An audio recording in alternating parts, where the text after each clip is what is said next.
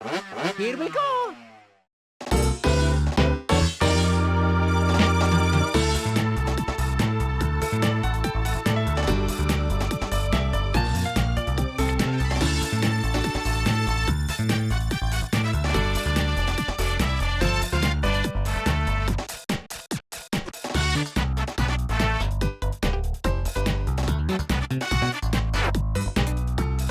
The Mario Kart series began in the early 90s, and it's one of those franchises that I expect to see on each Nintendo system. Actually, at this point, I always expect 4 major Nintendo titles for each new home console. A new 3D Mario, a new Smash Bros., a new Zelda, and a new Mario Kart. Now, Mario Kart Double Dash was a breath of fresh air for the series. The developers experimented with the formula and tried some new things, and the result was an excellent game. If we exclude the first arcade game, the next Mario Kart would be the second portable game in the series. Developed and published by Nintendo, Mario Kart DS was released for the Nintendo DS in November 2005. It was released for the Wii U Virtual Console in April 2015, and that's the version I played for this review. Although the online services have been discontinued, it's worth noting that Mario Kart DS is the first game in the series to support online play. Now let's take a look at Mario Kart DS and see how it is, and if it still holds up.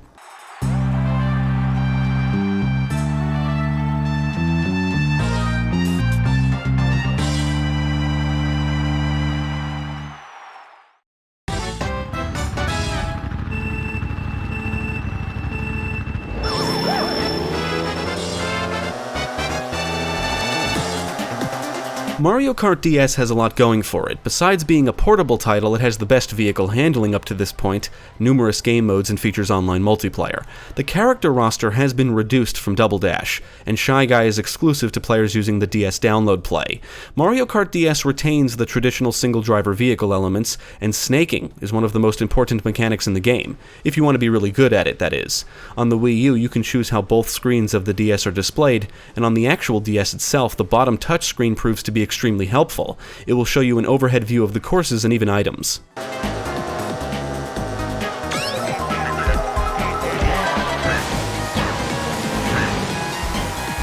All of the mechanics we have come to love and expect are here. You can accelerate, brake, hop, drift, and perform drift boosts or mini-turbos.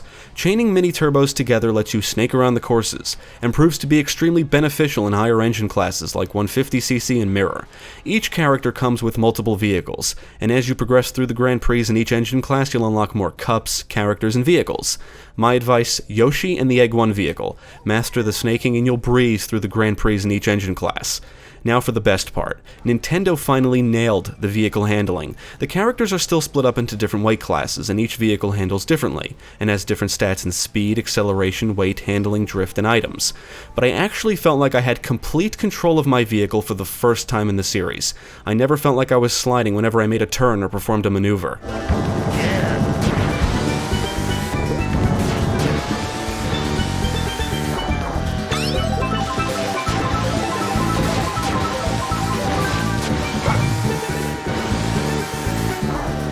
As expected, the meat of the single player is the Grand Prix mode. Winning cups is how you unlock more content, and you are ranked at the end of each cup based on your performance.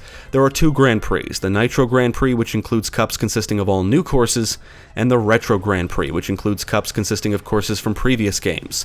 You can try for record times in the Time Trials mode, and unlock staff ghosts to race against, and DS is the second game in the series to let you set up a quick race. You can configure different aspects like the CPU difficulty, how the courses are chosen, and even enable team racing. For some odd reason, you can't select the CPU opponents, and you can attack your own teammates, which can be annoying.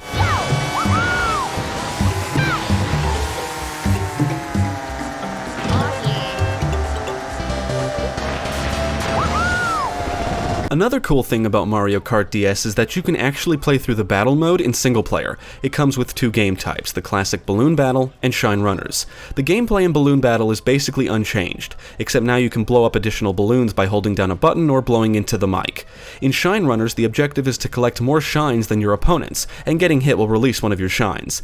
It also plays out in an elimination type of format. After so much time, the opponent with the least amount of shines is eliminated. The battle mode comes with 6 stages, 2 of which are from previous games.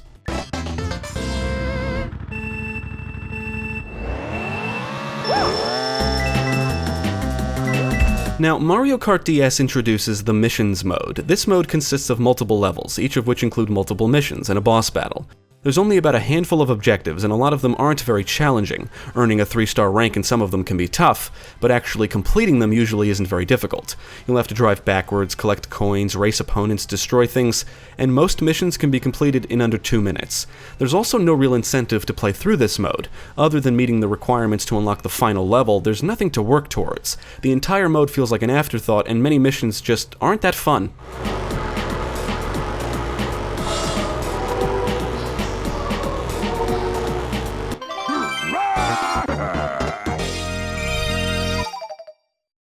The racing is where it's at in Mario Kart DS. The traditional engine classes return, with 50cc being the slowest and easiest, and 150cc and Mirror being the most difficult. 50cc in particular feels extremely slow, to the point of crossing over into the boring territory. Luckily, the speed and action pick up in the higher engine classes. Scattered around the courses are item boxes, and driving into them will grant you items that can be used against your opponents. All of the classics return, and new items include Blooper, Bullet Bill, and Triple Banana. There are no special items this time around, but the Bob-omb returns and is now standard. Now, Blooper is pretty useless against actual players that know what they're doing. It squirts ink on the screen, which is supposed to temporarily obstruct your view, but it's really not too hard to stay on course. It's great in single player because it always causes AI opponents to slow down. Triple Banana is basically the Banana Bunch from Mario Kart 64, except with only 3 bananas. The Bullet Bill item will automatically boost you up the positions, knocking away opponents. It's quite useful if you're not doing well.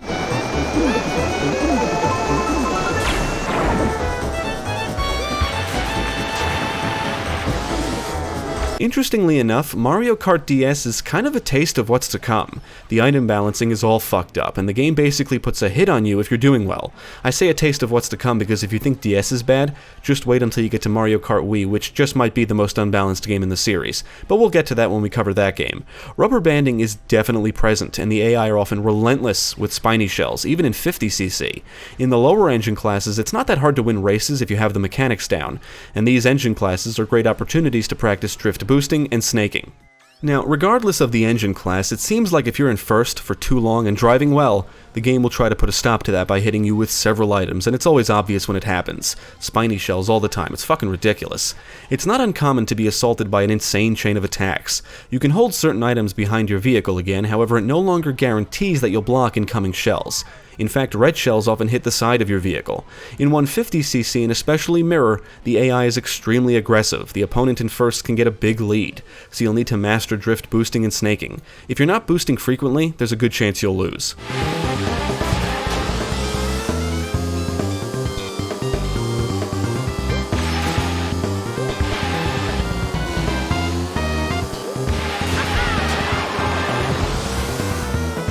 I can honestly say I enjoyed most of the new courses in Mario Kart DS. There are shortcuts to find and take, jumps, boost pads will give you bursts of speed, you'll have to avoid hazards and obstacles, and each course varies in theme and style. You'll have to watch out for balls on the Waluigi pinball course, an angry sun will drop fireballs on the Desert Hills course, cars populate Shroom Ridge, and bullet bills will come flying at you on the Airship Fortress.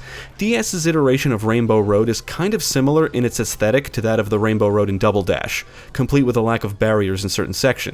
But since DS gave me better control of my vehicle, it's not as nerve-wracking to race on. Now, as for the retro courses, I can't say the developers chose the best ones, but most of the selection is good. They chose 2 of my least favorite courses from 64, Choco Mountain and Banshee Boardwalk, but also one of my favorites from that game, Moo Moo Farms. There's 4 cups for each Grand Prix, and in the retro Grand Prix there's 1 course from each of the previous games in each cup.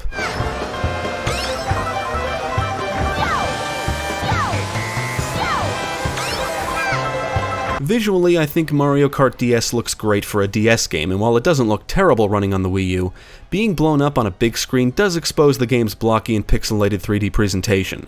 Regardless, it's a colorful game, and considering the hardware it's designed for, it really doesn't look that bad. The music, on the other hand, is unremarkable. You will get to listen to some classic tunes and catchy new ones here and there, but many of the new songs are just not that great. Engines will roar, the boom of a bob-omb exploding is loud, and the sound of an incoming spiny shell can fill you with dread if you're in first on the last lap and close to the finish line with opponents up your ass. On the technical side, I noticed some stutters here and there, but it wasn't often, and I encountered no major issues.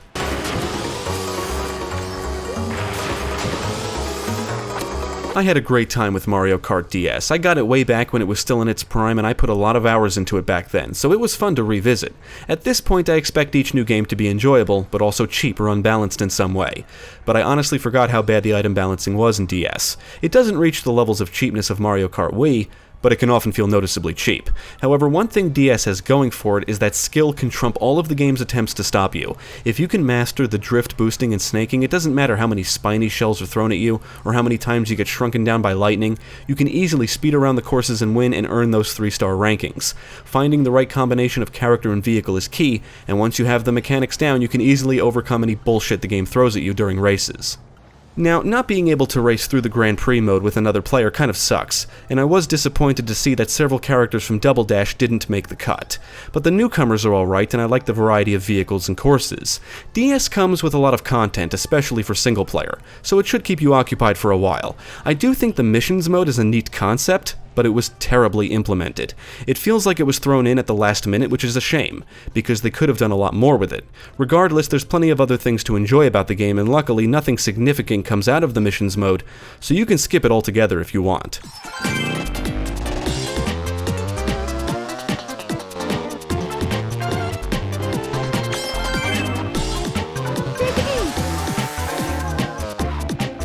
I would absolutely recommend Mario Kart DS. It plays well, there's a lot to do, it's a lot of fun, and you can take the experience with you on the go.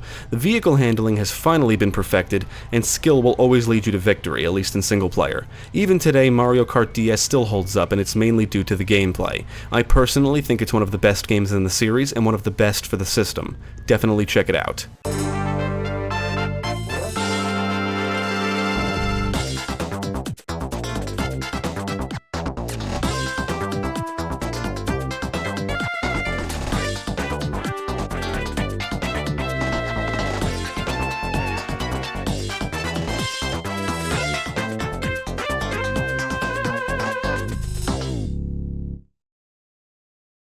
Thank you for watching. If you enjoyed this video, check out the rest of our channel, follow us at the links below, and you can also support us on Patreon.